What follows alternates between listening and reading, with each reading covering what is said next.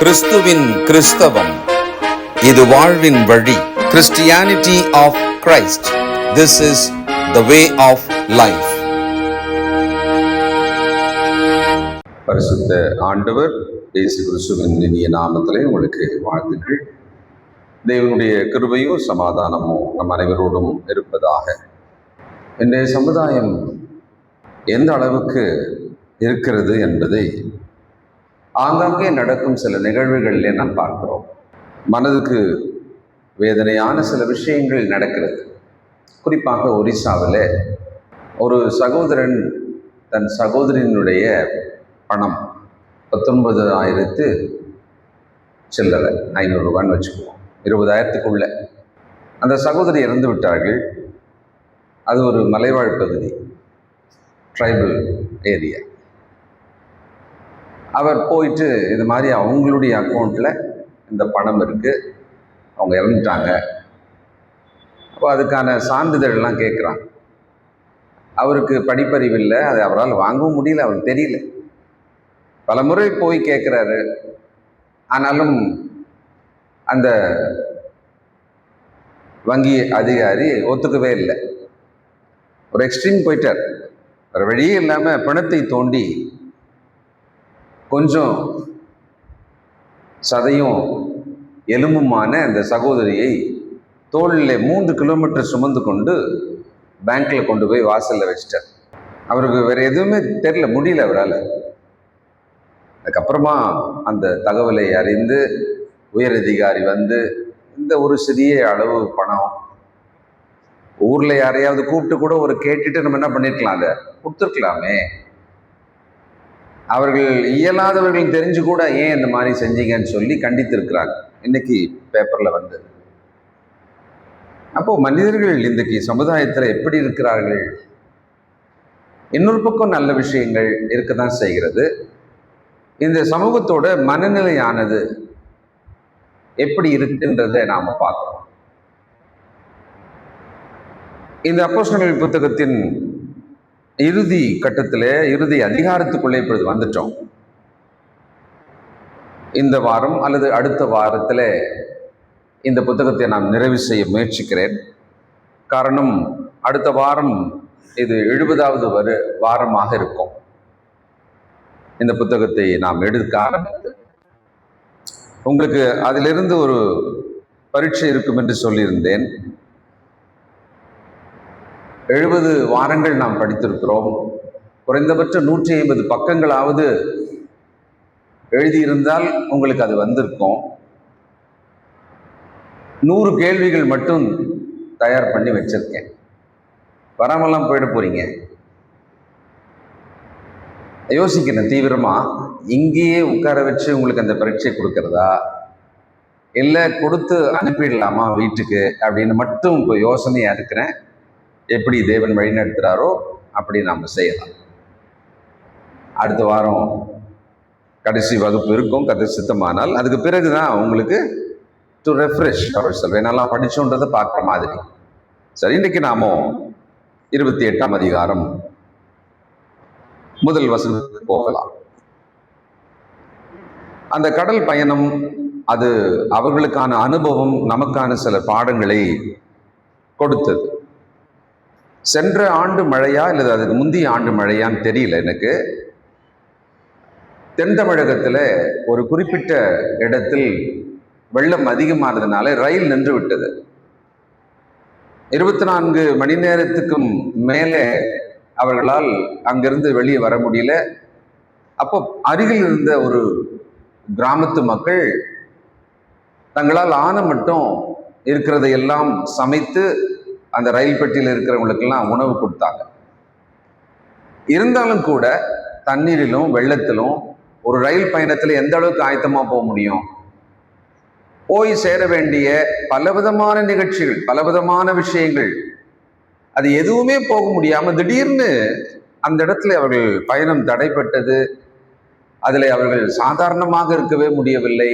அசாதாரணமான ஒரு சூழ்நிலை. இயல்பான அந்த பயணமானது அசாதாரணமான கடினமானதாக மாறியது. ரொம்ப கஷ்டப்பட்டிருக்காங்க. அது மாதிரி உங்கள் வாழ்க்கையில, உங்கள் பயணத்துல, உங்கள் வாழ்க்கை பயணத்துல இப்பொழுது இருக்கும் அல்லது இதற்கு முன்பு ஒரு அனுபவம், இப்படி ஒரு சூழ்நிலைக்குள்ளே நான் வருவேன் என்று நினைக்கவில்லை, ஆனால் இப்படி ஒரு சூழ்நிலைக்குள்ளே நான் சிக்கிவிட்டேனே அப்படின்னு உங்களுக்கு ஒரு அனுபவம் இருந்திருக்கும், அல்லது இப்பொழுது கூட நீங்க அப்படி நினைக்கலாம். இந்த மாதிரி ஒரு சூழ்நிலை நான் எதிர்பார்க்கவே இல்லை, ஆனால் அதற்குள் இப்பொழுது நான் சிக்கியிருக்கிறேன் அப்படின்னு நினைக்கலாம். இது மனசுல வச்சுக்கோங்க. இந்த பாடம் அப்படி ஒரு மனநிலைக்குள்ளே இருந்திருந்தாலோ, இப்பொழுது இருந்தாலோ, இனி வந்தாலோ நமக்கு மிகவும் அருமையான தேவனுடைய நீதியை சொல்லிக் கொடுக்கும் இந்த நாளின் வேத பாடம். கவனிங்க, 28:1, நாங்கள் தப்பி கரை சேர்ந்த பின்பு. எவ்வளவு பெரிய போராட்டம்! தப்பித்தோம் அப்படின்ற அளவுக்கு ஒரு வார்த்தையை அங்க பயன்படுத்தாருன்னு சொன்னா, அவர்கள் உயிர் பிழைத்து தங்களை காப்பாற்றிக் கொள்ளும் அளவுக்கு ரொம்ப கஷ்டப்பட்டிருக்காங்க. அவங்க தண்ணியில ஊறினவர்களை போல, அதுவும் அந்த கடல் உப்பு தண்ணீர்ல ஊறினதை போல, பசி, 14 நாட்கள் உணவில்லை, கடைசியா ஒரு வேளை சாப்பிட்டிருக்காங்க. அதுக்கப்புறம் பார்த்தா கடல்ல நீந்தி கரை பிடித்து, கட்டையை பிடித்து 276 பேரும் கரை சேர்ந்தார்கள். கரை சேர்ந்த இடம் பார்த்தா மெலித்தா அப்படின்ற ஒரு தீவு. இந்த மெலித்தா அப்படின்ற ஒரு தீவு ஏறக்குறைய ஒரு 25 அடி நீளம், ஒரு 12 அடி அகலம், ஒரு ஒரு ஒரு மெலிசா ஒரு ஒரு அடின்ற கிலோமீட்டர் மன்னிக்கும், 25 கிலோமீட்டர் நீளம், ஒரு 12 கிலோமீட்டர் அகலம் ஒரு தீவு. அதுல மக்கள் இருக்கிறாங்க. அந்த தீவுல தரை தட்டி இவர்கள் விழுந்து எப்படியோ கரை சேர்ந்துட்டாங்க, ஏறிட்டாங்க.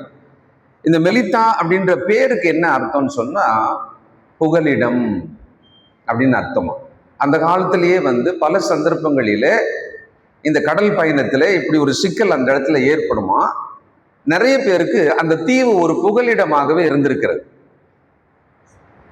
அந்த தீவார் ரோம ஆட்சியின் கீழே இருக்கிறவர்கள், கொஞ்சம் வசதி நன்மைகள் உள்ளவர்கள் தான். அந்த தீவுக்கு ஒரு தலைவன் கூட இருக்கிறார். அந்த தீவின் மக்கள் எப்படிப்பட்டவர்கள்? சில நேரங்களிலே இது படகு, சரக்கு கப்பல் அது மாதிரிலாம் உடைஞ்சிட்ட பிறகு சில இடங்களிலே அதை கொள்ளையடித்து கொஞ்சம் ஜனம் இருந்தால் அவர்களை கொன்று போடுவார்கள். அந்த காலத்தில் இது ரொம்ப சர்வசாதாரணம். இன்னைக்கும் சோமாலியாவினுடைய கடற்கொள்ளை என்பது ரொம்ப பிரபலமானது. இன்னைய வரைக்கும் அவர்கள் வரலாறு தொடர்கிறது. கடலில் வரும் பயண கப்பல்கள், சரக்கு கப்பல்களை கொள்ளையடித்து விடுவார்கள்.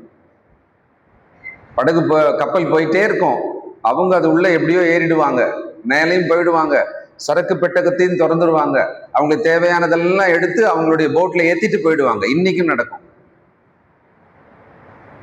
ஆனால் அந்த ஒரு தீவு இவங்களுக்கு என்னன்னே தெரியல, அதுல கரை தட்டி உடைந்து அதுல பிழைத்து அவங்க 276 பேர் ஏறிட்டாங்க. அங்கே அவங்க மனநிலை எப்படி இருந்திருக்கும்? நாம் ரோமாபுரிக்கு போயிருக்க வேண்டும், திடீரென்று வாழ்க்கையிலே மரணம் அப்படின்ற ஒரு விளிம்புக்கு போய் அங்கிருந்து ஒரு தீவில போய் விழுந்திருக்காங்க. இப்ப அவ்வளவுதான்.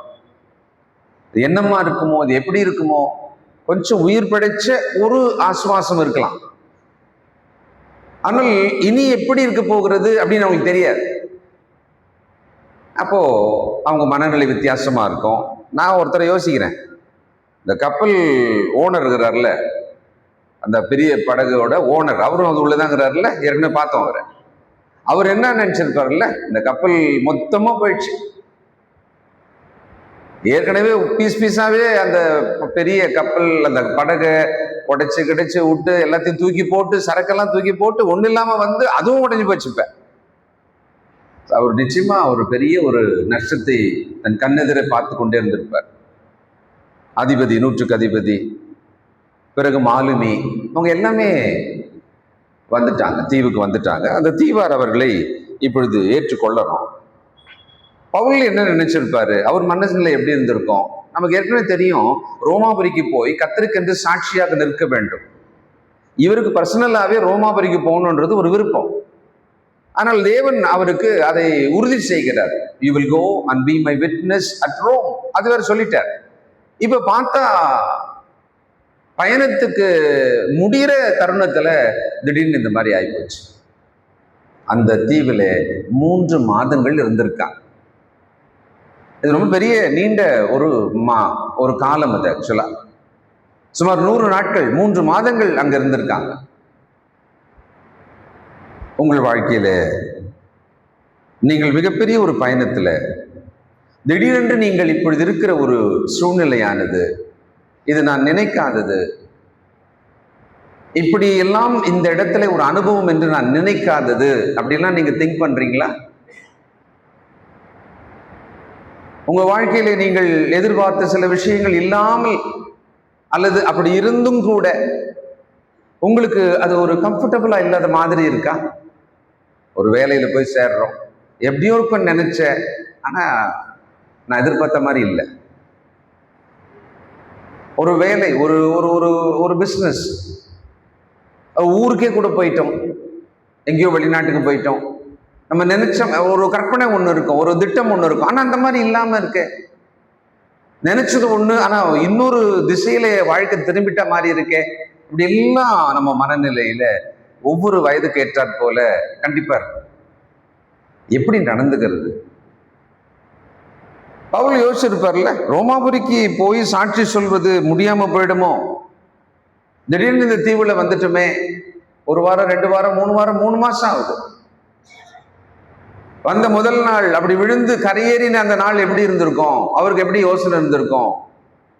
ஒரு பேனிக் சிச்சுவேஷன் தான். மவுண்ட் சபையின் ஊழியக்காரர் சாம் அவர்களை நேற்று சந்தித்தேன். காரணம், அவருக்கு நேற்று ஒரு 3:15 மணி இருக்கும், மதியத்துக்கு மேலே திடீரென்று அவருடைய கை சில்லென்று மறுத்து போவது போல, தன்னுடைய கையின் வலியானது அப்படியே தோள்பட்டை வரைக்கும் வேகமாக ஏறிக்கொண்டே இருக்கிறதாக, அடுத்து கொஞ்ச நேரத்தில் அவருடைய கையின் 3 விரல்கள் மடங்கி அதை நிமித்தவே முடியாத அளவுக்கு அப்படியே சுருங்கி கொண்டு போனது. அந்த டைம்ல அவர் எப்படி இருந்தார்ன்றதை மாலை சந்தித்த போது சொன்னார். ஒரு கணம், சில நிமிடங்கள் நான் மரணித்துக் கொண்டிருக்கிறேன் என்று உறுதியாக நான் நினைத்தேன், கலங்கினேன். அதுக்கப்புறம் உடனே சகோதரர்களுக்கு அழைத்தார். அருகில் இருந்தவங்க வந்தாங்க, மருத்துவமனைக்கு போனாங்க.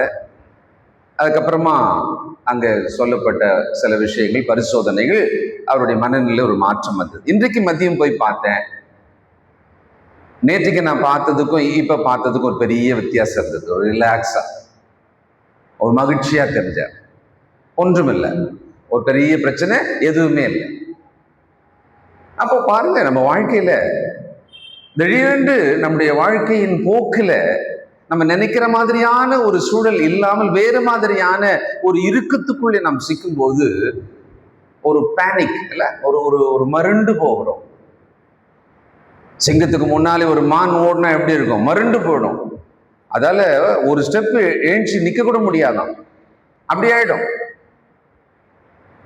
அந்த மாதிரி இவர்கள் எல்லாருமே 276 பேருமே இருந்திருப்பாங்க. என்ன ஆச்சு?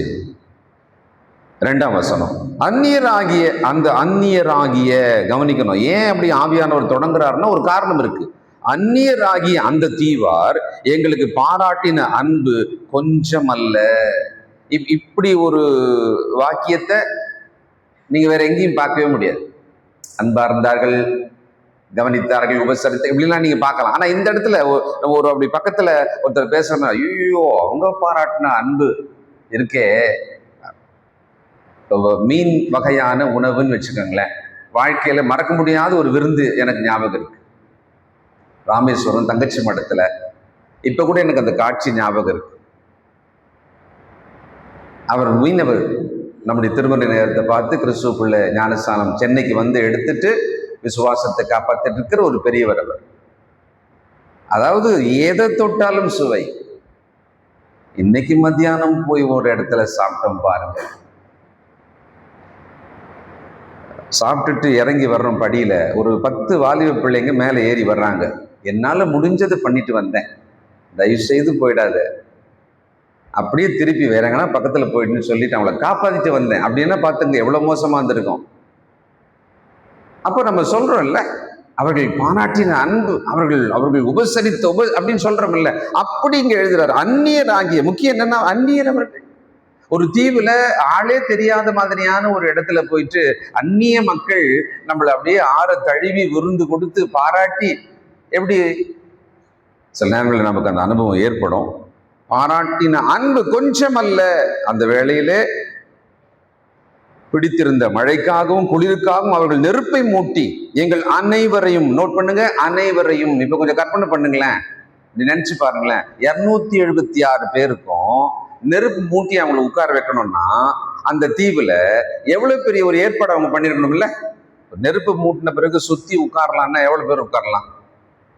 அவங்களுக்கு ஒரு அனல் வரணும்னு சொன்னால ஒரு டயர் அளவுக்கு நெருப்பு மூட்டினாக்கா சுத்தி ஒரு 7-8 பேர் உட்காரலாமா, ஒரு 5 பேர் உட்காரலாமா? 276 பேருக்கும். அப்ப அந்த தீவார் ஒரு பெரிய பிரயாசம் எடுக்கலன்னா இதை பண்ண முடியாது. நம்ம நினைக்கிறோம், என்னடா அது இப்படி போய் சிக்கிட்டோமா? தேவன் நம்மை சிக்க வைக்கிறவர் அல்ல. முதல் ஞாபகம் வச்சுக்கோங்க. நம்ம தான் நினைச்சிட்டோம், என்னடா அது இப்படி போய் மாட்டிக்கணுமோ, இப்படி போய் சிக்கிட்டோமோ, நம்ம நினைக்காத மாதிரி ஒரு சூழ்நிலையா இது நமக்கு இருக்கே, நம்ம நினைச்சு பார்க்காத மாதிரியான ஒரு வாழ்க்கையில இப்படி ஒரு அனுபவத்துக்குள்ள போயிட்ட மாதிரி இருக்கே, நம்ம நினைச்சிடறோம். நம்ம தான் அப்படி பேனிக் ஆயிடுறோம். ஆனா ரியாலிட்டி பார்த்தா ஒண்ணுமே கிடையாது. அங்க ரொம்ப பெரிய நன்மையை கத்துறதுக்குள்ள வச்சிருப்பார். ரொம்ப பெரிய மாற்றத்தை நம் வாழ்க்கையில நமக்கு கொடுக்கும்படியாக பிளான் தேவன் வச்சிருப்பார். நமக்கு தெரியாது. அவர்கள் பாராட்டின அன்பு கொஞ்சம் அல்ல. அதை சொல்றதுக்கு அவர் எப்படி ஆரம்பிக்கிறார்னா, நாங்க இந்த மழையில நனைந்து அப்படியே கை கால் எல்லாமே தண்ணீரினாலே ஊறினதாக இருந்த எங்களை, அப்படிதான் அதெல்லாம் சொல்லியிருக்கணும், ஆனா கொஞ்சமா சொல்லியிருக்கிறார். அனல் மூட்டினார்கள். 276 பேருக்கு சோறு போட்டாங்கன்னாலே கஷ்டமான விஷயம்.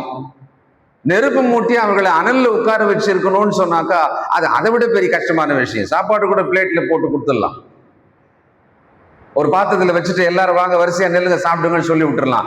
அனல் மூட்டும்படியான ஒரு விஷயம் தான் அந்த தீவார் ஒரு பெரிய பிரயாசம். நெருப்பு மூட்டி எங்கள் அனைவரையும் சேர்த்து கொண்டார்கள். நிச்சயமா கண்ணீர்ல மிகப்பெரிய நஷ்டத்தை நினைத்து கொண்டிருந்த மாலுமி இந்த 276 பேருக்குள்ள இருக்கிற கைதிகளாகி அவர்கள் எல்லாம் போய் ரோமாபுரில நிறுத்தணுமே நினைக்க, அதுல ஒரு பதட்டத்தில் இருக்கிற ஒரு பொறுப்பான அதிகாரி, அதிபதி, 100க்கு அதிபதி, இப்படி ஒவ்வொருவரும் ஆண்டவர் வாக்களித்திருக்கிறார், தலைமயிறு கூட கீழே விழாதுன்னு சொன்ன அப்போஸ்தலனாகிய பவுல், நாம் போய் சேர வேண்டிய இடத்துக்கு கர்த்தர் கொண்டு போவார், உயிர் நஷ்டம் வராதுன்னு சொன்ன அவர், கர்த்தருடைய வாக்கை சொன்ன அவர், எல்லாமே ஒருத்தரும் ஒரு விஷயங்களுக்குள்ள இருக்கிறாங்க. அவங்க இந்த சூழ்நிலைக்குள்ள மிக மோசமான இடத்துல,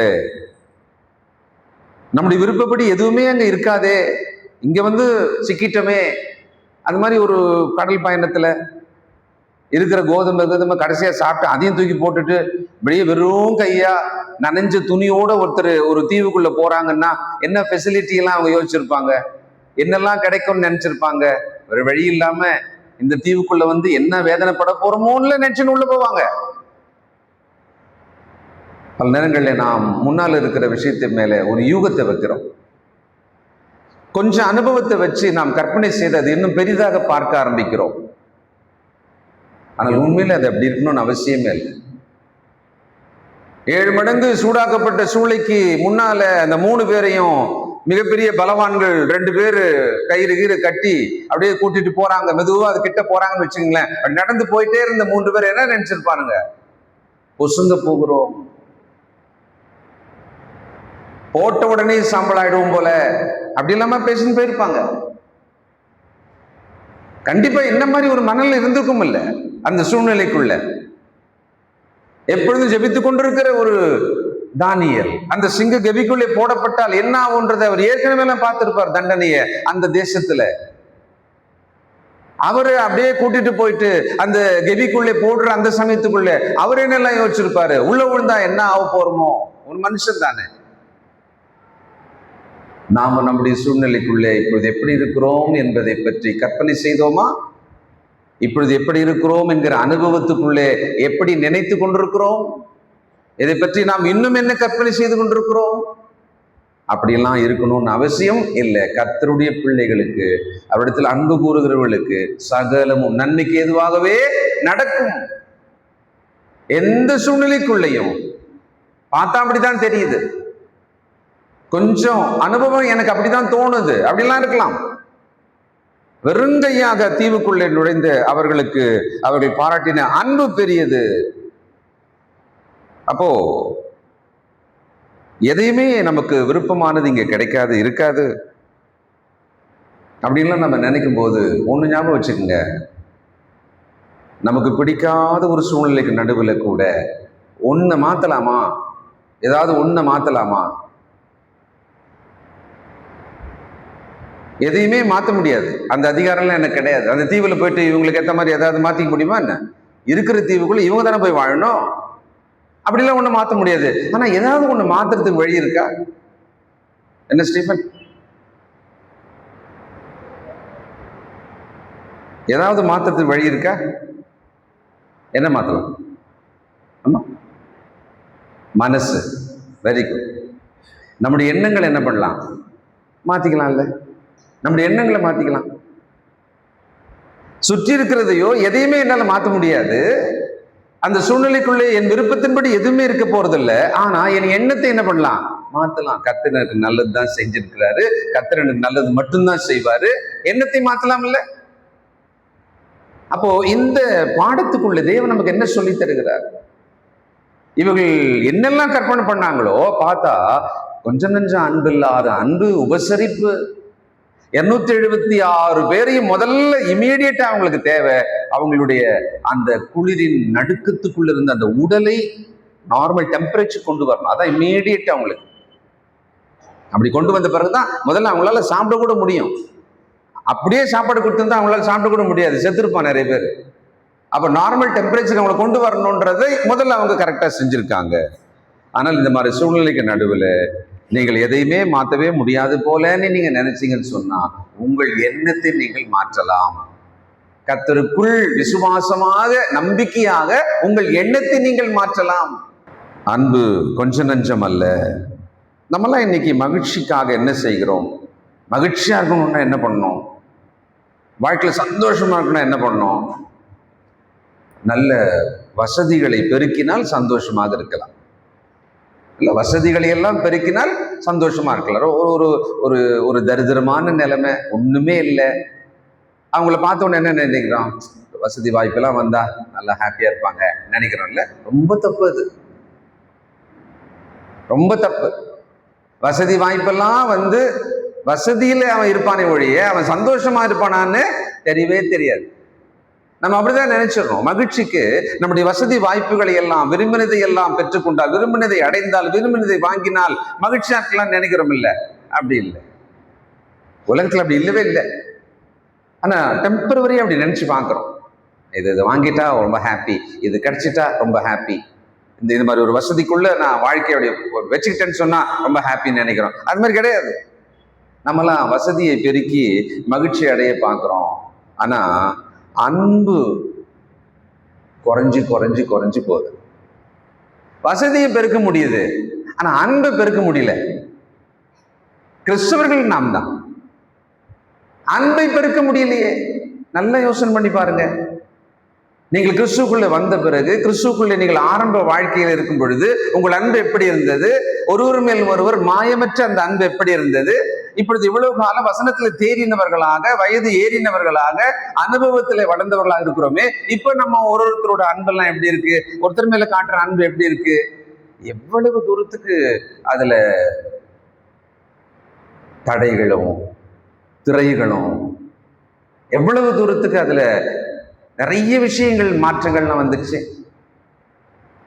ஆனா நம்மளால வசதியை பெருக்க முடியுது, அது மட்டும்தான் பெருக்கலான்னு ஒரு ஓட்டத்துல ஓடுறோம். ஆனால் அன்பு குறைந்திருக்கு. இந்த இடத்துல ஒரு வசதி இல்லாத ஒரு தீவு ஆக்சுவலா. ஆனா அவர்கள் பேரன்புள்ளவர்களாக இருந்திருக்காங்க. இது வாழ்க்கையில ஞாபகம் வச்சுக்கோங்க. நம்ம நினைச்ச மாதிரியான வசதிகள், விருப்பங்களுக்கு ஏற்ற மாதிரியான வசதிகள் இல்லைன்றதுனால நான் சந்தோஷமா இருக்க மாட்டேன்னு நினைச்சா முதல் அறிவீனன் நான் தான், மதியனன் நான் தான். அன்பை பெருக்கினால் கண்டிப்பா அந்த இடத்துல என்ன வந்துடும்? மகிழ்ச்சி, சந்தோஷம் கண்டிப்பா வந்துடும். இப்போ அன்பை பெருக்கிடும் போது வசதிகள் தேவைப்படாது சொல்ல போறான். 3ஆம் வசனம், பவுல் சில விறகுகளை வாரி அந்த நெருப்பின் மேல் போடுகையில், பவுல் ஏன் அவர் இந்த மாதிரியான ஒரு காட்சியை ஆவியானவர் ஒரு வரி எழுதிட்டாரு. பவுல் ஒரு உழைப்பாளி. அவர் மற்றவர்கள் தனக்கு செய்ய அதை வாங்கி அனுபவிக்கிறவர் கிடையாது. இந்த தலைமுறையிலே நிறைய நமக்கு எல்லாரும் செய்யணுன்ற மாதிரி மனநிலை உள்ளவர்கள் பெருகி இருக்கிறோம். நம்ம எதுவும் செய்ய மாட்டோம், மற்றவங்களுக்கு நமக்கு எல்லாம் செய்யணும். அந்த மாதிரியான ஒரு மனநிலை இன்னைக்கு இருக்கு. ரொம்ப ஈஸியா, கம்ஃபர்டபுளா, சுகமா. ஆனா இங்க அப்போஸ்தலனாகிய பவுல் சில விறகுகளை வாரி நெருப்புல போடுறார். அது எல்லாருக்குமான உதவி தான் அது ஆக்சுவலா. அப்படி போடும்போது ஒரு விரியன் பாம்பு அனல் உரைத்து அந்த அனல் பட்டு புறப்பட்டு அவனுடைய கையை கவ்விக்கொண்டது. விரியன் பாம்பு, கட்டு விரியன் சொல்றோம்ல, விரியன் பாம்பு. கேரளாவிலே முந்தா நாள் இரவு அந்த குடும்பம் படுத்துட்டு இருக்காங்க, 2 பிள்ளைங்க அவங்களுக்கு. ஒரு பையன் திடீர்னு எழுச்சி அவங்க அம்மா கிட்ட, அம்மா ஏதோ கடிச்சுது அப்படின்றான். அவங்க அம்மா பார்த்துட்டு, ஒன்றும் இல்லைப்பா படுத்துக்க அப்படின்னு சொல்லிட்டாங்க. காலையில் பிணமா நான் அந்த குழந்தை, ஒரு 12 வயசு இருக்கும். அலறி அடிச்சுன்னு தூக்கிட்டு ஓடுறாங்க. அதுக்கப்புறமா அந்த பாய் தலைகாணி எல்லாம் எடுக்கும்போது பார்த்தா கட்டு விரியன் பாம்பு அந்த படுக்கையின் அடியில் இருக்கு. அந்த விரியன் பாம்பு தான் இது ஆக்சுவலா. அப்போ அந்த விரியன் பாம்பு அனல் உரைத்து கையை கவ்விக்கொண்டது. அது வாயினாலே கடித்து நின்றதா? ஏன்னா கையை கவ்வி கொண்டதுன்னா நம்ம அப்படிதான் சொல்லுவோம் இல்ல, இப்படி கவ்வி கொண்டது இப்படி புடிச்சிச்சுன்னு தானே சொல்லுவோம். கவ்வி கொண்டது. சரி, இப்போ நல்லா வந்தாங்க, அந்த தீவார் ஏற்றுக்கொண்டாங்க, ரொம்ப ரிலாக்ஸா இருந்தது. எல்லாருக்கும் அனல் மூட்டி நீங்க ஜஸ்ட் குளிர் காய்ந்து அதுக்கப்புறமா நீங்க சாப்பிட வாங்கன்னு சொல்லியிருப்பாங்க. அடுத்த ஸ்டெப் இவங்க சாப்பிட்றதுக்கு போனோம். இந்த ஆயத்தம் தான் நடக்குது. ஆனா திடீர்னு பார்த்தாக்கா அந்த விஷப்பூச்சி ஆகிய அந்த பாம்பு அவருடைய கையில கவ்வி கொண்டது. அப்படியே சூழ்நிலை மாறுது பாருங்களேன். 4ஆம் வசனம், விஷப்பூச்சி அவன் கையில தொங்குகிறதை அந்நியராகி அந்த தீவார் கண்டபோது அந்த மனுஷன் கொலைபாதகன், இதற்கு சந்தேகம் இல்லை. இவன் சமுத்திரத்துக்கு தப்பி வந்தும் பழியானது இவனை பிழைக்க ஒட்டவில்லை என்று தங்களுக்குள்ளே சொல்லிக் கொண்டார்கள். அந்த தீவாரோட வழக்கமான ஒரு சுபாவத்தை, மனநிலையை இது காட்டுது. ஏன்னா அந்த தீவில் இருக்கிற மக்கள் இந்த மாதிரி ஏதாவது ஒரு விஷப்பூச்சி கடித்தாலோ ஏதோ ஒன்று ஆனாலோ அவங்க அதை எப்படி எடுத்துக்குவாங்க அப்படின்னா, சந்தேகம் இல்லை இவன் ஏதோ ஒரு பெரிய பாவம் செய்திருக்கிறான் அப்படிதான் எடுத்துக்குவாங்க அவங்க. பாருங்க, கடல்லையே தப்பி வந்தான் அவன், உள்ள ஒருவேளை சோறு வாயில வைக்கிறதுக்கு முன்னால கடவுளுக்கு ஏதோ ஒரு பெரிய பாதகம் பண்ணி இருக்கிறான். சில நேரங்கள்ல நம்மை குறித்து மக்கள் நொடி பொழுதிலே தலைகீழாக மாறுவதற்கு ஒரு விஷயம் போதும். அது வரைக்கும் நம்மளை பத்தி தப்பாவே நினைச்சிருக்க மாட்டாங்க. ஏதாவது ஒரு விஷயத்தினாலே முற்றிலும் நம்மை அப்படியே 100ல இருந்து 0 கூட மாத்தி பேசிடுவாங்க, நினைச்சிருவாங்க. பவுல் யாருன்னு அவங்களுக்கு தெரியாது ஆக்சுவலா, இன்னும் டீட்டெயில்லாம் தெரியாது அவங்களுக்கு இல்ல. ஆனா தேவன் ஏன் இப்படி ஒரு விஷப்பூச்சி அவரை கடித்து கவ்வும்படியாக ஒரு விஷயத்தை வர வைக்கணும் இல்ல? இப்போ சுத்தி இருந்தவங்க எல்லாம் கூட, பக்கத்துல இருந்தவங்க எல்லாம் என்ன வச்சிருப்பாங்க, கர்த்தர் சொன்னாருன்னா நம்மளெல்லாம் காப்பாத்துறதுக்கு சொன்னா இந்த ஆளு இல்ல, இப்படிப்பட்ட ஒரு தேவ மனுஷன், அவன் வார்த்தையை கேட்காம அதுக்கப்புறமா கேட்டோம், நம்மள அழகா கொண்டு இந்த மாதிரி நம்ம இங்க உயிரோடு இருக்கணும்னு சொன்னா இந்த மனுஷன் தானப்பா காரணம். இப்ப என்ன ஆச்சு? அந்த ஜனங்கள்லாம் இப்ப சொல்ல ஆரம்பிச்சிட்டாங்க, இவன் பாதகன், இவன் கொலை பாதகன், இன்னும் சில நொடிகள்ல செத்துருவான் அவன்ற அளவுக்கு அவங்க எல்லாம் பார்த்துக்கிட்டே இருக்காங்க, பேசிக்கிட்டே இருக்காங்க. அப்போ ஏன் இப்படி நடந்தது? இவனை பிழைக்க ஒட்டவில்லை என்று தங்களுக்குள்ளே சொல்லிக் கொண்டார்கள். அவன் அந்த பூச்சியை தீயிலே உதறி போட்டு ஒரு தீங்கும் அடையாதிருந்தான். ஆனா அவங்க என்ன நினைச்சிருந்தாங்களாம்? அடுத்த வசனம் பாருங்க.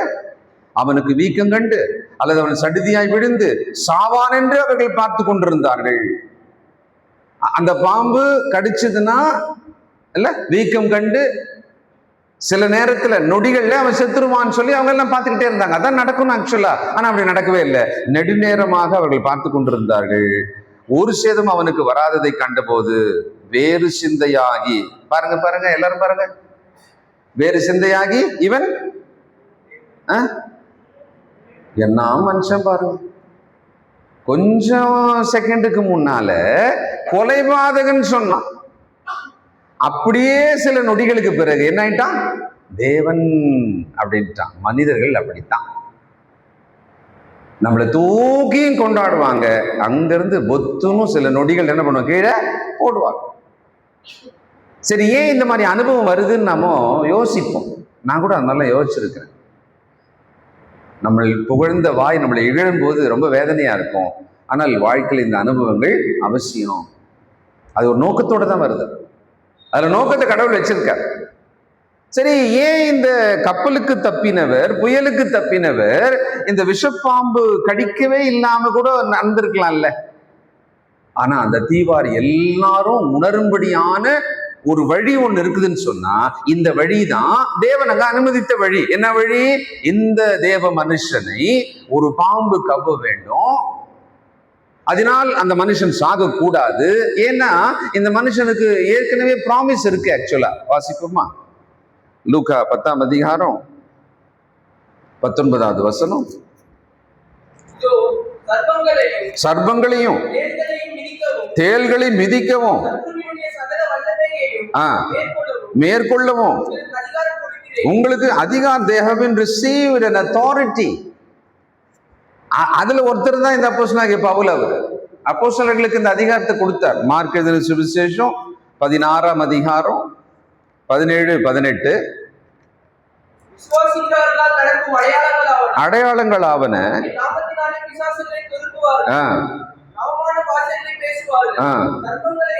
போதும், சர்ப்பங்களை எடுப்பார்கள், அவைகள் ஒன்றும் அவர்களை சேதப்படுத்தாது. ஏற்கனவே இவங்களுக்கு ப்ராமிஸ் இருக்கு.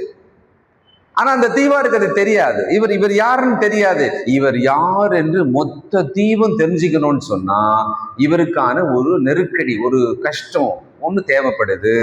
இப்ப யோசிங்களேன், நம்மை இகழ்ந்து நம்மை அற்பமாக எண்ணும்படிக்கு ஏன் இந்த நிலைமை வரணும்? இப்படி ஒரு நிலைமை எனக்கு ஏன் வரணும் அப்படின்னா, அந்த நிலைமைக்கு பிறகு இன்னொன்றை கர்த்தர் வச்சிருக்கிறார். யோசேப்பு ரொம்ப நல்லா இருந்தாரு, ஒரு மேனேஜரா இருந்தாரு, அந்த வீட்டை பார்த்துக்கிட்டாரு. எஜமான் நினைக்கிறான், கடவுள் அந்த வாலிபனோடு இருக்கிறாருப்பா, அதனாலதான் நம்ம வீடெல்லாம் நல்லா இருக்கு, இப்பெல்லாம் பரவாயில்ல அப்படின்னு சொல்லிட்டு மனைவியை தவிர மற்றதெல்லாம் பொறுப்பையும் கொடுத்துட்டார். நல்லா தான் போயிட்டு இருந்தது. திடீர்னு பார்த்தா அதே எஜமான் அவர் 2 வருஷம் ஜெயிலில் போட்டார். 2 வருஷம் ஜெயிலில் போட்ட பிறகு அந்த எஜமானுடைய மனதுக்குள்ள என்னவா இருந்திருக்கும்? யோசேப்பு மனதுக்குள்ள என்னவா இருந்திருக்கும்? அவர் விரும்பினது அல்ல, அவர் எதிர்பார்த்தது அல்ல, அவர் அதை நோக்கி போகல, அவருடைய திட்டமே அல்ல. அந்த மாதிரி ஒரு சூழ்நிலைக்குள்ள சிக்கிட்டார். அவர் அந்த சிறையிலிருந்து தப்பிக்கல, அந்த சிறைக்குள்ளே தன்னுடைய நியாயத்தை நிரூபிப்பதற்காக போராடல, ஏற்றுக்கொண்டார். சில நேரம் நம்முடைய சூழ்நிலைக்குள்ள இருக்கிற அசௌகரியங்களை ஏத்துக்கங்க, அமைதியா ஏத்துக்கிட்டு பொறுமையா இருங்க. ஒண்ணு நல்ல ஞாபகம் வச்சுக்கோங்க, நீங்கள் தேவனுடைய பிள்ளையானால் அதுக்குள்ள இருந்து தேவன் உங்களுக்கான இன்னொரு திட்டத்தை வச்சிருப்பார். அது தெரியாது நம்மளுக்கு. ஆக்சுவலா 2 வருஷம் அந்த சிறையில இருந்து யோசேப்பு வெளியே வந்த உடனே சமஸ்த தேசத்துக்கும் அந்த ராஜாவுக்கு 2ஆம் ஆளாக உயர்வார்னு தெரியுமா யாருக்காவது? யாருக்குமே தெரியாது, இந்த யோசேப்புக்கும் தெரியாது. தெரியாத அந்த ஒரு விஷயத்துக்குள்ள என்ன பண்ணணும்னா, நமக்கு என்ன சூழ்நிலை இருக்கோ, நினைச்சோம் அப்படி இல்லை ஆனா இந்த சூழ்நிலை, நம்முடைய பயணம் இப்படிதான் போயிருக்கணும் அப்படி இல்லை ஆனா இப்படி சூழ்நிலை, எல்லாவற்றையும் தேவன் அனுமதிக்கிறார். நாம் தேவனுடைய பிள்ளையானால் தேவன் அதை அனுமதிக்கிறார். மதியனமாவே கூட சிக்கனதா இருக்கட்டுமே, நான் நம்புறேன், நான் அப்படிதான் ஜெபம் பண்ணுவேன். நான் மதியனமாக இதுல மாட்டின மாதிரி எனக்கு தெரியுதுப்பா, நான் தெரியல, ஆனா இதுக்குள்ள இருந்து கூட நீர் தானே என்னை காப்பாற்றணும், வேற யார்கிட்ட போய் கேட்போம்? அப்போ நீங்க கலங்காதீங்க. உங்க வாழ்க்கை ஏன் இப்படி ஆயிடுச்சு, என் வாழ்க்கை ஏன் இப்படி ஆகணும், என்னுடைய வேலை ஏன் இப்படி ஆகணும், நான் ஏன் இந்த மாதிரி ஒரு சிக்கலுக்குள்ள மாட்டணும், நான் அதுல எந்த ஒரு தவறு செய்ததாக எனக்கு தோணவே இல்லையே, அல்லது இந்த அளவு சிறிய தவறுக்கு கூட ஏன் இவ்வளவு பெரிய அளவுக்கு எனக்கான தண்டனை கிடைக்கணும்? யோசிக்கவே யோசிக்காதீங்க. கர்த்தர் உங்களுக்கான ஒரு திட்டத்தை வச்சிருக்கிறாரு. அந்த திட்டம் உங்களுக்குள் ஒன்னொன்னா அன்ஃபோல்ட் ஆகும், ஒன்னொன்னா உங்களுக்கு கிடைக்கிறதுக்கு அவர் எப்படி வழி வச்சிருப்பாருன்னு தெரியாது. அவர் என்ன வழியில அதை கொடுப்பாருன்னு தெரியாது. அப்போ தேவன் என்று அந்த மக்கள் சொல்ல ஆரம்பிச்சிருக்கிறாங்க. தேவன் என்று சொன்னாங்களாம். 7ஆம் வசனம் அப்போஸ்தலர் 28. தீவுக்கு முதலாளி ஆகிய புப்லியு என்னும் பேர் கொண்ட ஒருவனுடைய நிலங்கள் அந்த இடத்துக்கு சமீபமா இருந்தது. அவன் எங்களை ஏற்றுக்கொண்டு 3 நாள் பட்சமாய் விசாரித்தான். நல்ல உணவு, நல்ல இடம், அருமையான இடம் கிடைச்சது. பப்புலியுடைய தகப்பன், அந்த தலைவனோட தகப்பன் ஜுரத்தினாலும் இரத்த பேதியினாலும் வருத்தப்பட்டு கிடந்தான். பவுல் அவனிடத்துக்கு போய் ஜெபம் பண்ணி அவன் மேல் கைகளை வைத்து அவனை குணமாக்கினான். ஏன்னா அந்த தீவாருக்கு இந்த பாம்பு கடியிலிருந்து இவர் உயிர் பிழைத்த உடனே இவர் மேல ஒரு நோக்கம் வந்துடுச்சு. சம்திங் டிஃப்ரெண்ட், இவரு ஒரு தெய்வீக சக்தி இருக்கும் அவர்கிட்ட. ஏன்னா தேவன் சொல்லிட்டான். அவன் அந்த தீவுல அவங்க அப்படிதான் நினைக்க முடியும் இல்லையா?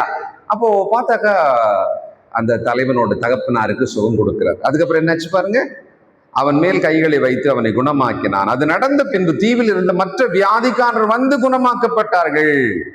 இப்ப நம்ம திரும்பி கொஞ்சம் யோசிக்கலாமா? கவனிக்கிறீங்களா? உடைஞ்சு நேரா ரோமாபுரிக்கு போகாம அந்த தீவுக்குள்ள ஏன் போய் மாட்டணும்? 3 மாதம் பவுல் அங்க இருந்தார்ல, வசந்த சொல்லியிருப்பாரா? வரலாறு, முதல் நூற்றாண்டின் வரலாறு எழுதப்பட்ட பொழுது இருக்கிறது. அந்த தீவிலே அநேகர் கிறிஸ்துவுக்குள்ள வந்து அங்கே சபை கூடி வந்தார்களாம். குறிப்பா அந்த தலைவனுடைய குடும்பத்தின் மூலமாக அது நடந்ததாம். வரலாற்று குறிப்பு இருக்கு. அப்போ தேவன் நம்முடைய வாழ்க்கையில நம்ம எங்க கொண்டு போறாரு, எங்க அப்படி திருப்புறாரு, எங்க கொஞ்ச நேரம் உட்கார வைக்கிறாரு, எங்க அசௌகரியத்துக்குள்ள என்ன வைக்கிறாரு, நம்ம விரும்பாத, நமக்கு பிடிக்காத ஒரு சூழ்நிலைக்குள்ள ஏன் நம்மளை கொஞ்ச நாள் வச்சிருக்கிறாரு, எதுவுமே நமக்கு தெரியாது ஆக்சுவலா. பட் அக்செப்ட், ஏற்றுக்கொள்ளுங்க. அதுக்குள்ள கர்த்தர் மேல் நம்பிக்கையை காத்துருங்க. கானானுக்கு தான் புறப்பட்டு கூட்டின்னு போறேன் அப்படின்னு எகிப்துல இருந்து புறப்பட்டு வச்சாரு. அந்த போற வழியில போகும்போது பசி, தண்ணீர் கர்த்தர்கிட்ட கேட்டு காத்திருந்து அவர்கள் நம்பிக்கையோடு கூட நடந்திருந்தா நல்லா இருந்திருக்கும். ஆனா முறுமுறுத்தார்கள், நடத்தி வந்த தலைவனை சபித்தார்கள், கோபப்பட்டார்கள். 40 வருஷம் எக்ஸ்டெண்ட் பண்ணிட்டாரு, பண்ணவன் எல்லாம் சாவடிச்சாரு அதே வனாந்திரத்துல. ஏன் அவ்வளவு பெரிய ஒரு பாடத்தை நாம பல 100 முறை படிக்கிறோம்? நாம நம்முடைய சூழ்நிலைக்குள்ள தேவன் நம்மளை எப்படி நடத்தி கொண்டு போகிறார், அதற்குள்ளே கர்த்தருடைய கரம் நம்ம இருக்கிறதை நம்பணும், அவர் திட்டம் நமக்காக இருக்கிறதை நம்பணும், அதுக்குள்ள இருக்கிற அசௌகரியங்களை பொறுமையோடு கூட சகித்து கொண்டு நாம் நடக்கணும். அதுல இருந்து தேவன் நம்மை எப்படி பயன்படுத்துறோமோ அவர் அப்படி பயன்படுத்துவார். அதனால நம்முடைய ஜெபத்துல இப்படி ஒரு வரியை வச்சுக்கோங்க, யூஸ் மீ. தேவனே, இந்த சூழ்நிலைக்குள்ள நீர் என்னை எப்படியாவது பயன்படுத்தணும்னா நீங்க பயன்படுத்துங்க. நான் உங்களுடைய திட்டத்துக்கு என்னை ஒப்பு கொடுக்கிறேன். நான் என்னவா இருக்கணும், உங்களுடைய மகனா நான் எப்படி இருக்கணும் இந்த சூழ்நிலைக்குள்ள, உங்களுடைய மகளா இந்த சூழ்நிலைக்குள்ள நான் எப்படி இருக்கணும்? ஜெபம் பண்ணுங்க. எனக்கு தெரியாதே நம்மளுக்கு. முழு தீவில் இருக்கிற வியாதியஸ்தர் எல்லாரும் வந்து அவர்கள் சுகமானார்கள், எல்லாரும் சுகம் பெற்றார்கள். அப்போ தேவன் இவர்களை இந்த தீவுல விழ வச்சு இந்த தீவுக்குள்ள கொண்டு வந்து பேரன்பினால் இவர்களை அழைத்து உபசரித்து இந்த ஒருத்தர் கையில மட்டும்தான் 276 பேரை விட்டுட்டு இந்த ஒருத்தர் தேவ மனுஷனுடைய கையில தான் பாம்பு வந்து கவிச்சு. எதுக்கு? அந்த மொத்த தீவும் ஆண்டவருடைய நாமத்தை அறிந்து கொள்வதற்கு. பவுல் சுகமாக்குறாருன்னு வச்சுக்கோங்களேன், என்ன சொல்லி சுகமாக்கியிருப்பார்? கர்த்தருடைய நாமத்தினாலே இல்ல, இயேசுவின் நாமத்தினாலே தானே சொல்லியிருப்பாரு. இயேசு கிறிஸ்துவின் நாமத்தினால தான் அந்த சுகத்தை சொல்லியிருப்பாரு, அந்த பேரை உச்சரிச்சிருப்பாரு இல்லையா? அதுக்கப்புறம் அவங்க கிட்ட அது என்ன, அது எப்படியா பண்றீங்கன்னு கேட்டா, 3 மாசம் இருந்தப்ப சாப்பிட்டு என்ன பண்ணிருப்பாங்க? வெளியில போகவே முடியாது, ஒரே தீவு தான், அதுக்குள்ளதான் இருக்கணும். பேசிக்கிட்டே இருந்திருப்பாரு தினமும். இதுக்கு அடுத்த வசனங்கள் எண்டுல போய் பார்க்கும்போது, ரோமாபுரியிலே சிறையிலே வீட்டு காவல் இருக்கும் பொழுது அங்க கூட கைகள் கட்டப்பட்ட நிலைமையிலே உடலை எல்லாருக்கும் அவர் என்ன பண்ணாரு? சுவிசேஷத்தை கடைசி நிமிஷம் வரைக்கும். அப்ப இந்த தீவுல இருந்து 3 மாசம் சத்தியத்தை சொல்லாம இருந்திருப்பாரா? கண்டிப்பா சொல்லியிருப்பார் இல்லையா? ஒரு கூட்ட மக்களை ஆதாயப்படுத்தும்படி தேவன் அங்க ஒரு விஷயத்தை வச்சார். ஏன் நான் என்னுடைய பயணத்துல இப்படி ஒரு சூழ்நிலைக்குள் இப்பொழுது இருக்கிறேன்? ஒரு கேள்வி இருக்கா? தேவ சித்தம் அது. தேவன் அப்படி அனுமதித்திருக்கிறார். அதற்குள் அசௌகரியம் இருக்கிறதா? எதிர்பாராத, நீங்க நினைக்காத மாதிரியான ஒரு சிக்கல் அதுல தெரிகிறதா? சந்தோஷப்படுங்க, சந்தோஷப்படுங்க. ஏன்? பாம்பு இப்படி கையை சுத்தி அப்படி கவிட்டு இருக்கும் போது உதறி விட்டு போயிட்டார். சில நேரத்தில் பெரியவங்க சொல்லுவாங்க, இந்த மாதிரி ஒரு கஷ்டம்னா உதறி விட்டு போயினே இருவாங்க இல்ல, அதெல்லாம் மனசுல போட்டு வச்சுன்னு இருக்காத, உதறி போட்டு போயினே இரு அப்படின்னு வாங்கல்ல. அந்த மாதிரிதான் அந்த விரியன் பாம்பை உதறி போட்டு ஒரு பாட்டுக்கு போயினே இருக்கிறாரு. அப்போஸ்தலனாகிய பவுலை தேவன் அந்த தீவிலை பயன்படுத்தும் ஒரு திட்டத்தை வச்சிருந்தார். அப்புறம் அவர்கள் குணமாக்கினார். நடந்த பின்பு தீவிலே இருக்கிற மற்ற வியாதிக்காரர் எல்லாரும் வந்து குணமாக்கப்பட்டார்கள். 10ஆம் வசனம், அவர்கள் எங்களுக்கு அநேக மரியாதை செய்து நாங்கள் கப்பல் ஏறி போகிற போது எங்களுக்கு தேவையானவைகளை ஏற்றினார்கள். 3 மாதம் சென்ற பின்பு அந்த தீவிலே மழைக்காலத்துக்கு தங்கியிருந்த மிதுனம் என்னும் அடையாளமும் உள்ள அலெக்சாந்திரியா பட்டணத்து கப்பலிலே ஏறி நாங்கள் புறப்பட்டு, அப்போ 3 மாதம் அங்க இருந்திருக்காங்க. உபசரிப்பு, ஒரு பராமரிப்பு, ஒரு கௌரவம். அதுக்கு நடுவுல தேவனுடைய மனுஷனுக்கு மட்டும் அங்க என்ன நடக்குது? ஒரு சிக்கல், ஒரு பிரச்சனை. ஒரு பக்கம் இவன் பாவம் செய்தவன், கொலைபாதகன், சத்ருவான்னு நினைச்ச அதே அப்போஸ்தலனாகிய பவுல் மொத்த தீவுக்குமே அப்படியே மேல உயர்த்தி வச்சு, இதோ நமக்கு ஒரு ரட்சகனை போல வந்து நம் தீவில் இருந்து எல்லாரையும் குணமாக்கின ஒருவராக, அப்படிதான் அங்கிருந்து அவர் வெளியில வர்றார். உங்க சூழ்நிலைக்குள்ள போகும்போது நீங்க எப்படி போனீங்கன்னு எனக்கு தெரியல. ஆனா அந்த சூழ்நிலைக்குள்ள நீங்கள் யாராவீர்கள், நீங்கள் எப்படி வளருவீர்கள், கர்த்தர் உங்களை எப்படி கொண்டு போவார்ன்றது நீங்க அதை எப்படி ஏற்று நடக்கிறீங்கன்றது பொறுத்தது. அதில் முறுமுறுத்து கசந்து இருப்போமானால், நம்ம ரொம்ப கசந்துக்கிறோம், நாம தேவ திட்டத்துக்குள்ள போக முடியாம போயிடும்.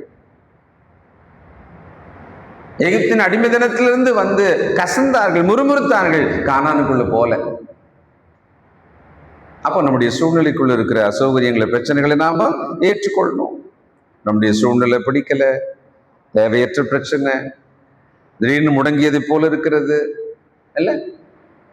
ஒருவேளை அப்போஸ்தலனாகிய பவுல் அந்த தீவின் அனுபவம், அந்த ஆரம்ப முதல் அனுபவத்துக்குள்ள ரொம்ப சைலண்டா தன்னை அப்படியே அந்த 276 பேருக்குள்ள தனித்து ஒழித்து கொண்டு தான் யாருன்னே வெளிப்படுத்தாம ரொம்ப வருத்தமா ஒரு விரக்தியில அப்படியே தனியாவே இருந்துட்டாருன்னா எப்படி இருந்திருக்கும் இல்ல? கர்த்தர் தன்னை பயன்படுத்தும் விதமாக தன்னை ஒப்பு கொடுக்கிறார். நீங்க அப்படி ஜெபம் பண்ணுங்க, தேவனே நீங்க என்ன வாக்க போறீங்க, என்ன நீங்க எப்படி என்ன பயன்படுத்த போறீங்க, இந்த சூழ்நிலைக்குள்ளே நான் உமக்கு பிரியமா நான் எப்படி இருக்கணும், ஜெபம் பண்ணுங்க. வைராக்கியமா ஜெபம் பண்ணுங்க, விடாம ஜெபம் பண்ணுங்க. நம்ம ஒவ்வொருத்தருக்கும் வாழ்க்கையில நோக்கம் இருக்கு. நம்ம நோக்கத்தை நிறைவு செய்யணும் இந்த வாழ்க்கையில. நாம சரி, உலகத்திலேயே ரிச்சஸ்ட் பிளேஸ் எது? யூரோப் கண்ட்ரியா ரிச்சஸ்ட் பிளேஸ்? அப்படியா? அதை விட ரிச்சஸ்ட் பிளேஸ் ஒன்று திங்க் பண்ண, புரூனேவா? புரூனேவா? ஓகே, கொஞ்சம் திங்கிங். நான் இப்படி கேட்கறேன்னு சொன்னா நீங்க கொஞ்சம் திங்கிங்க ஆழப்படுத்தி பாருங்க. அதை விட ரிச்சஸ்ட் பிளேஸ் உலகத்துல ஐயா? பூமியில இந்த பூமியிலேயே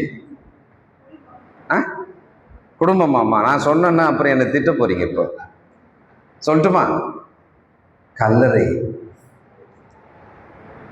கல்லறை தான் ரிச்சஸ்ட் பிளேஸ், தெரியுங்களா? ஏன்னா இந்த உலகத்துல சாதித்தவர்கள் கோடானு கோடி பேர்ல எவ்வளவு பேரு? கொஞ்சம் பேர் தான். இல்ல, ஐன்ஸ்டீன் ஒரு ஆளு, இல்ல ஒரு சயின்டிஸ்ட் எடுத்துக்கங்க, பல கோடியில எண்ணக்கூடியவர்கள் தானே. இப்ப மத்தவெல்லாம் என்ன ஆனா, அவங்களும் அவங்க வாழ்க்கையில சாதிக்க ஏதோ ஒண்ணு இருந்திருக்கும்ல. ஆனா அவங்க எல்லாம் என்ன பண்ணிட்டாங்க? அது எதுவுமே பண்ணாம நேரம் மண்ணு உள்ள போயிட்டாங்கல்ல. அவங்களோட கனவு திட்டம் எல்லாமே இருந்திருக்கும். செய்யாதவங்களாக அந்த கல்லறைக்குள்ள போனவங்க எத்தனை கோடி பேர் இருப்பாங்கல்ல. இது நம்ம புரிஞ்சுக்கிறதுக்காக, வாழும் வாழ்க்கையை பிரயோஜனமா வாழணுன்றதுக்காக இப்படி ஒன்று சொல்றது உண்டு. உண்மைதான். அப்போ 9:10 குணமாக்கப்பட்டது தேவதிட்டம். அப்புறம் அவங்க மரியாதை செய்து நாங்கள் கப்பல் ஏறி போகிற போது எங்களுக்கு தேவையானது எல்லாம் ஏற்றினார்கள். 3 மாதம் சென்ற பின்பு தேவன் உங்களை பார்த்துக் கொள்வார். அந்த 3 மாதம் அப்படின்றத கர்த்தர் அவங்களை எப்படி பார்த்துக்கிட்டாரோ தேவன் உங்களை பார்த்துக் கொள்வார். ஆபிரகாம் தன் மகனை கையில பிடிச்சிக்கிட்டு மலை மேல ஏறும்போது, என்னப்பா விறகு இருக்கு, நெருப்பு இருக்கு, கத்தி இருக்கு, ஆட்டை காணுமே அப்படின்னா என்ன சொன்னாரு? கர்த்தர் பார்த்துக் கொள்வார். அப்போ நீங்க எந்த சூழ்நிலைக்குள்ள இருக்கீங்க, என்ன மாதிரியான பாரத்துக்குள்ள இருக்கீங்க, எப்படிப்பட்ட ஒரு அழுத்தத்துக்குள்ள இருக்கீங்க, நீங்க இதை நினைக்கவே இல்லை. ஆனா உங்க வாழ்க்கையில இப்ப இங்க வந்து நிக்கிறீங்க. இந்த சூழ்நிலை நீங்க கற்பனை கூட பண்ணவே இல்லை. ஆனா இன்னைக்கு இந்த வாழ்க்கை இங்கதான் நிக்குது, இப்படிதான் நிக்குது. பார்த்தா ரொம்ப அழுத்தமா இருக்கு, கஷ்டமா இருக்கு, நினைச்ச மாதிரி சில விஷயங்கள் இல்லை. அடுத்த கட்டமாக இது எப்படி போகும் நினைச்சா கூட பயமா இருக்கு. நம்ம நினைச்சா எல்லாமே அப்படியே இருக்கட்டுமே. நம்ம எண்ணங்களை மாற்றலாம். எப்படி மாற்றலாம்? கர்த்தர் எனக்காக யாவையும் செய்வார். என் மீது கர்த்தர் தன் திட்டத்தை வச்சிருக்கிறார். இப்ப வேதத்துல பார்க்க இந்த மனிதருடைய வாழ்க்கைக்குள்ள அவங்க நினைச்சே பார்க்காத சூழ்நிலைக்குள்ள அவங்க போய் சிக்கின போது, அவர்கள் கர்த்தனை பற்றி கொண்ட சமயத்துல அவர்களை என்ன மாதிரி எல்லாம் உயர்த்தி கொண்டு போனார். தேவ திட்டத்துக்கு பிக்ஸ் ஆகணும். நம்ம நல்ல ஞாபகம் வச்சுங்க, வாலிய பிள்ளைகள் நல்ல கவனிங்க. You must fix yourself. தேவனுடைய திட்டத்துக்குள்ள, தேவ திட்டத்துக்குள்ள பிக்ஸ் ஆகணும்னா அது எப்படி? அது உங்களுக்கு என்ன சூழ்நிலை இருக்கோ அதுக்குள்ள தேவனுக்கு பிரியமா நடக்கணும். இல்ல இந்த சூழ்நிலை தேவனுடைய திட்டமே கிடையாது என் வாழ்க்கையில அப்படி நினைச்சா ஆப்போசிட்டா திங்க் பண்ணுவோம், ஆப்போசிட்டா போவோம், நிம்மதி இல்லாம இருப்போம். நாம் தேவனுடைய பிள்ளைகள், நமக்கு நன்மைக்கு எதுவாக தான் எதுவுமே நடக்கும். ஆனா இந்த சூழ்நிலை எனக்கு இப்ப அசௌகரியமா இருக்கு, நான் நினைக்கல, இந்த பிளான் எனக்கு லைஃப்ல கிடையாது. ஆக்சுவலா ரோமாபுரிக்கு போறதுக்கு தானே புறப்பட்டோம். மெலிதா தீவுல 3 மாசம் தங்குறதுன்னு பிளானே கிடையாது. முதல் நாளே அப்போஸ்தலனாகிய பவுலுக்கு பெரிய ஷாக்கு, ஜனங்க பேசிட்டது.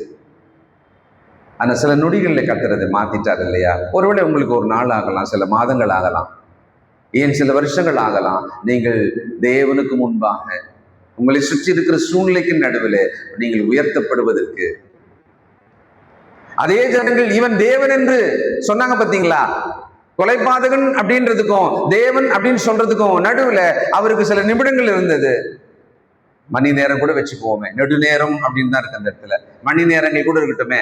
உங்களுக்கு வாரங்கள் இருக்கலாம், சில மாதங்கள் இருக்கலாம், ஏன் சில வருஷங்கள் இருக்கலாம். கர்த்தர் மேல நம்பிக்கையா இருந்தால் காத்திருக்கலாம்ல. நம்பிக்கையோட காத்திருங்க.